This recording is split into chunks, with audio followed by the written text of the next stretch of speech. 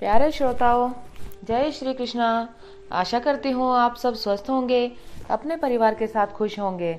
आज मैं आपको एकादशी महात्म्य व षटतिला एकादशी कथा महात्म्य सुना रही हूँ। भगवत प्राप्ति के लिए, जीवन में खुशियाँ लाने के लिए अवश्य सुने। हमारे कथा कहानी चैनल में आपका स्वागत है। अथ एकादशी महात्म्य प्रारंभ। श्री गणेशाय नमः। सूत जी बोले, 12 महीनों में 24 और अधिक मास में 2 एकादशियां होती हैं। इस तरह से 26 एकादशियां होती हैं। उनके नाम मैं कहती हूँ, आप लोग सावधानी से सुनिए।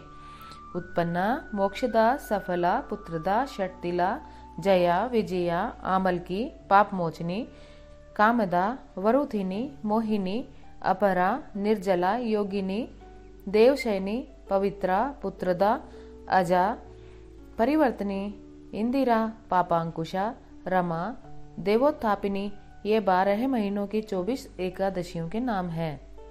अधिक मास में 25वीं एकादशी पद्मिनी एकादशी है और 26वीं परमा एकादशी है। ये सब नाम के फल देने वाली हैं। इनकी कथा सुनने से इनके फलों का अच्छी तरह से ज्ञान हो जाएगा। यदि एकादशी का व्रत तथा उद्यापन की शक्ति न हो तो इनके नाम का कीर्तन करने से ही शीघ्र फल की प्राप्ति हो जाएगी। षटतिला एकादशी। अथ माघ कृष्ण पक्ष एकादशी व्रत कथा प्रारंभ। दालभ्य ऋषि बोले कि मनुष्य लोक में आकर लोग ब्रह्म हत्या आदि अनेकों पापों को करते हैं, पराये धन को चुराते हैं, दूसरों को कष्ट देते हैं। ऐसा करने पर भी वे नरक में न जाएं। हे ब्राह्मण, ऐसा उपाय कहिए। हे भगवान, अल्पदान करने से अनायास पाप दूर हो जाए, उसे कहिए। पुलस्त्य मुनि बोले, हे महाभाग, तुमने बहुत सुंदर प्रश्न किया है, जिसको ब्रह्मा, विष्णु और इंद्रादि देवताओं ने किसी से नहीं कहा। तुम्हारे पूछने पर उस गुप्त बात को तुमसे कहूंगा।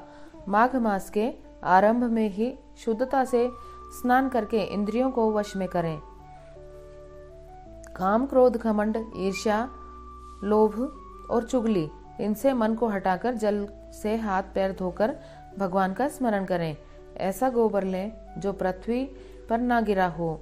उसमें तिल और कपास मिलाकर पिंड बना लें। बिना सोचे उससे 108 पिंड बनावें। यदि माघ के महीने में पूर्वाषाढ़ा या मूल नक्षत्र आ जाए तो उसमें नियम लें, या कृष्ण पक्ष की एकादशी को नियम लें। उसका पुण्य फल देने वाला विधान मुझसे सुनो। स्नान करके और पवित्र होकर कृष्ण के नामों का कीर्तन करके एकादशी का उपाय करें। रात्रि में जागरण करें और गोबर के बने हुए 108 पिंडों से हवन करें। शंख चक्र गदाधारी भगवान का पूजन करें। चंदन, अगर, कपूर चढ़ावें। बूरा मिला हुआ नैवेद्य चढ़ाकर बारंबार कृष्ण का नाम स्मरण करें। हे विप्रेंद्र, पेठा, बिजोरा और नारियल आदि से पूजा करें। यदि इन सब का अभाव हो तो सुपारी ही श्रेष्ठ है। फिर अर्घ देकर जनार्दन का पूजन करके प्रार्थना करें। हे कृष्ण, तुम दयालु हो, पापियों को मोक्ष देने वाले हो। हे परमेश्वर, संसार सागर में जो डूबे हुए हैं उन पर प्रसन्न होइए। हे पुंडरीकाक्ष, हे विश्वभावन, आपको नमस्कार है। हे सुब्रमण्य, हे महापुरुष, हे पूर्वज, आपको नमस्कार है। हे जगतपते, मेरे दिए हुए अर्घ को लक्ष्मी समेत स्वीकार करें। फिर छत्र, उपानह और वस्त्र ब्राह्मण को देकर पूजन करें और जल से भरा हुआ कलश दें और कहें कि कृष्ण भगवान मेरे ऊपर प्रसन्न हो। हे द्विजोत्तम, काल, गो और तिल पात्र अपनी शक्ति के अनुसार उत्तम ब्राह्मण को देना चाहिए।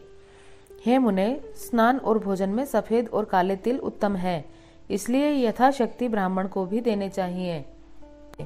खेत में तिल बोने से जितने संख्या में तिल पैदा होते हैं उतने 1000 वर्ष तक वह मनुष्य स्वर्ग में निवास करता है। तिल से स्नान करें, तिल से उपटना करें, तिल से होम करें, तिल से तर्पण करें, तिल का भोजन करें, तिल का दान करें। यह 6 प्रकार की विधि से पापों का नाश करते हैं। इसी से इस एकादशी का नाम षटतिला है। नारद जी बोले, हे कृष्ण, हे महाभाव, हे भक्त भाजन, षटतिला एकादशी से क्या फल मिलता है? हे यादव, यदि आप मेरे ऊपर प्रसन्न हैं तो इतिहास समेत मुझसे कहिए। श्री कृष्ण बोले, हे ब्राह्मण, जैसा वृतांत मैंने देखा है तुमसे कहता हूँ। हे नारद, एक ब्राह्मणी मनुष्य लोक में ब्रह्मचर्य व्रत का पालन करती हुई देवताओं का पूजन करती थी। वह पूर्ण मास व्रत में लगी हुई सदा मेरी भक्त थी। कृष्ण का उपवास करती हुई मेरी पूजा में लगी रहती थी। हे द्विजोत्तम, नित्य व्रत करने से उसका शरीर दुर्बल हो गया। गरीब ब्राह्मण और कुमारी कन्याओं को भक्ति से वह अपना घर तक दान करने लगी और सदा कठिन व्रत करने लगी, जिससे वह बहुत दुर्बल हो गई। हे द्विज, उसने अन्न दान करके ब्राह्मण और देवताओं को तृप्त नहीं किया। फिर बहुत दिनों के बाद मैंने मन में विचार किया कि कठिन व्रतों के करने से इसका शरीर शुद्ध हो गया है। शरीर को सुखाकर इसने स्वर्ग जाने के योग्य अपना देह बना लिया है। उसने अन्न का दान नहीं किया, जिससे कि सबकी तृप्ति होती है। हे ब्राह्मण, उसकी जांच करने को मैं मनुष्य लोक में गया। भिक्षुक का रूप धारण करके भिक्षा पात्र लेकर ब्राह्मणी से भीख मांगने लगा। तब ब्राह्मणी बोली, हे ब्राह्मण, तुम कहाँ से आए हो? मुझसे सत्य कहो। फिर मैंने कहा, हे सुंदरी, भिक्षा दो। तब उसने क्रोध में भरकर मिट्टी का ढेला मेरे भिक्षा पात्र में डाल दिया। हे द्विज, फिर मैं स्वर्ग को चला गया। महाव्रत करने वाली तपस्विनी भी व्रत के प्रभाव से देह समेत स्वर्ग को चली गई। मिट्टी के पिंड के दान करने से उसको एक सुंदर घर मिल गया, परंतु उस घर में अन्न और धन नहीं था। हे विप्र से जो उसने प्रवेश किया तो वहां कुछ भी नहीं देखा। हे द्विज, तब घर से निकलकर मेरे पास आई और बहुत कुपित होकर बोली कि सब लोगों को रचने वाले विष्णु भगवान का मैंने बड़े कठिन व्रत, उपवास और पूजा से आराधना की है, परंतु हे जनार्दन, मेरे घर में अन्न धन कुछ भी नहीं है। तब मैंने उससे कहा कि तू जैसे आई है उसी तरह अपने घर चली जा। देवताओं की स्त्रियां कौतूहल के वश तुझको देखने आएंगी। तब तू षट्तिला एकादशी का महात्म्य बिना पूछे दरवाजा मत खोलना। तब ऐसा सुनकर वह मानुषी चली गई।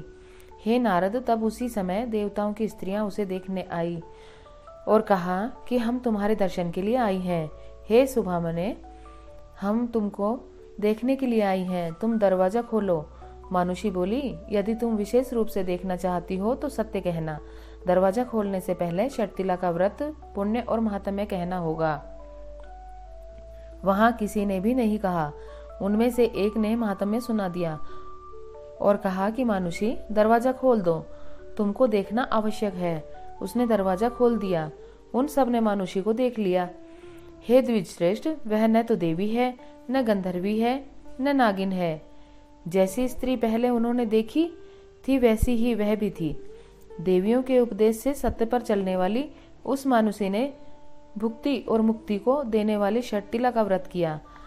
तब वह मानुषी क्षण भर में रूपवती, कांतियुक्त हो गई और उसके यहाँ धन, धान्य, वस्त्र, सुवर्ण, चांदी ये सब हो गया। षट्तिला के प्रभाव से सब घर धन धान्य से पूर्ण हो गया। लोभ के वश होकर बहुत तृष्णा नहीं करनी चाहिए। अपने धन के अनुसार तिल, वस्त्र आदि दान करें, इससे जन्मांतर में आरोग्यता होती है।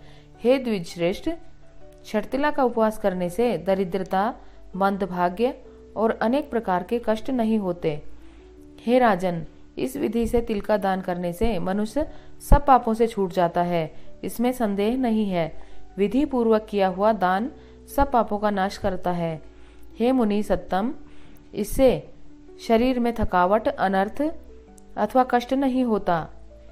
इति श्री भविष्योत्तर पुराणे माघ कृष्णा षट्तिलैकादशी व्रत महात्म्य